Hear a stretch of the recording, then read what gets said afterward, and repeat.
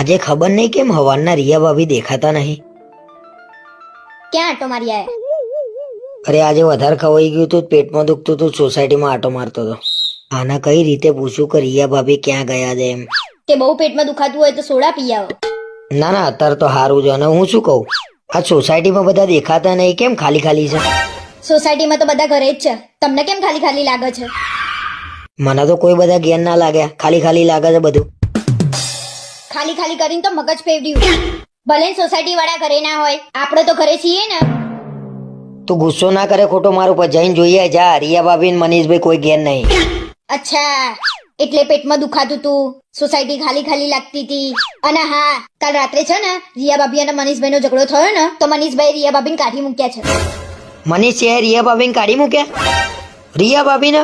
રિયા ભાભીને કાઢી મૂક્યા એટલે રિયા ભાભી શું છે? અલ્યા રિયા ભાભી તો જીગરનો ટુકડો હતા મનીષભાઈ ના. કેટલું રાખતા હતા તોય કદર ના કરી એ માણસે. અને આ બધા ઈશારા છે ને ચાલે છે. અને રિયા ભાભીને કાઢી મૂક્યા એમાં તમે શું લેવા આટલા બધા ઉછળો છો? અરે તું આજે વચ્ચે ના બોલે, મને ગુસ્સો આવ્યો છે મનીષિયા ઉપર. અને રિયા ભાભી શું લેવા જતા રહ્યા? એમના ઘરવાળા બેઠા નહીં હજી અહીંયા? ઓ ઘરવાળા વાળી. તું બોલે જ નહીં.